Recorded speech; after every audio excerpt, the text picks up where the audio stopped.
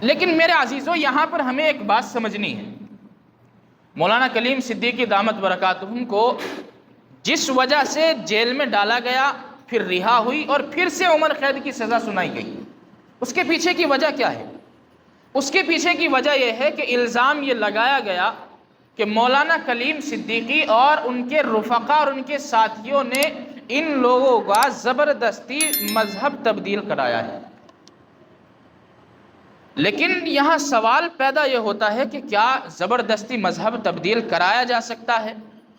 اور اس زبردستی مذہب تبدیل کرانے کے متعلق اسلام کی اور قرآن و حدیث کی کیا ہدایت ہے؟ کیا قرآن کریم کے اندر یہ حکم موجود ہے کہ کسی کو زبردستی پکڑا جائے اور اس کو ایمان کے اندر داخل کر دیا جائے؟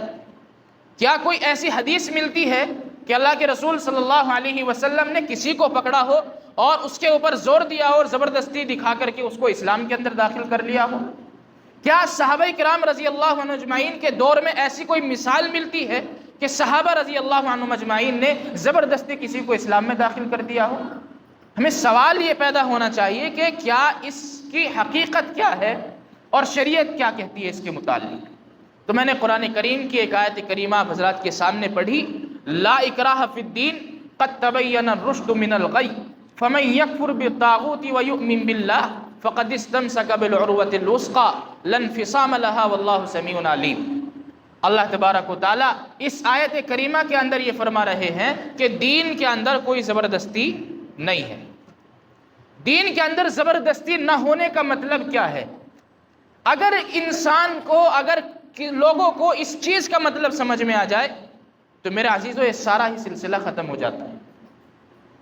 اس لیے کہ لا اکراہ فی الدین، دین کے اندر زبردستی نہیں ہے، لیکن ہم دیکھتے ہیں کہ اس سے زیادہ زبردستی کیا ہوگی کہ 5 وقت تو نماز پڑھنی ہے، اور اسی طریقے سے روزہ رکھنا ہے، اور اسی طریقے سے زکوٰۃ دینی ہے، اور دوسرے اہم امور بھی انجام دینے ہیں۔ تو یہ کام جو ہم کر رہے ہیں، دل نہیں چاہتا کہ ہم اپنے مال کو ان لوگوں کے لیے خرچ کر دیں، دل نہیں چاہتا کہ ہم سارے دن بھوکے رہیں، دل نہیں چاہتا کہ ہم نماز آ کر کے پڑھیں، اس لیے کہ دل گوارا نہیں کرتا۔ آپ خود اندازہ لگا سکتے ہیں کتنے لوگ نماز پڑھ رہے ہیں۔ لیکن سوال یہاں پیدا ہوتا ہے کہ جب دین کے اندر زبردستی نہیں ہے تو پھر اس طرح انسان کو جن چیزوں کا مکلف بنایا گیا ہے اس کو زبردستی مکلف بنایا گیا، تو اس کا مطلب کیا ہے؟ میرے عزیزو، اس چیز کا جواب محدثین کرام نے اور مفسرین کرام نے لکھا ہے کہ دین کے اندر زبردستی نہیں ہے، اس کا تعلق ایمان والوں سے نہیں ہے، بلکہ اس کا تعلق غیر ایمان والوں سے ہے، اور غیر ایمان والوں کے ساتھ اس کا تعلق اس طرح ہے کہ کسی کو بھی زبردستی پکڑ کر کے مسلمان نہیں بنایا جائے گا، کسی کے اوپر یہ زور نہیں ڈالا جائے گا تو اسلام قبول کر ورنہ تجھے قتل کر دیا جائے گا۔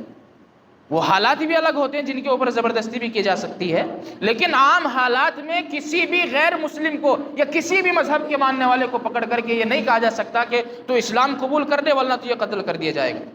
یہ اسلام کا سبق نہیں ہے، یہ اس آیت کریمہ کا سبق نہیں ہے۔ آیت کریمہ یہ کہتی ہے کہ کسی کو زبردستی کسی کے اوپر نہیں کی جائے گی۔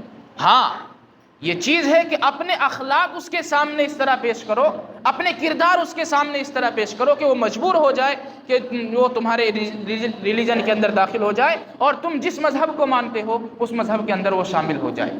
اپنا کردار اس طرح اس کے سامنے پیش کرو۔ ہاں، اس کو دعوت دے سکتے ہو، اس کو دعوت دو اور اس کو بتاؤ کہ میرے عزیزو، جو تم یہ دنیا کے اندر کام کر رہے ہو، تمہاری اس سے دنیا بھی خراب ہو رہی ہے اور آخرت میں جب جاؤ گی تو تمہاری آخرت بھی خراب ہوگی۔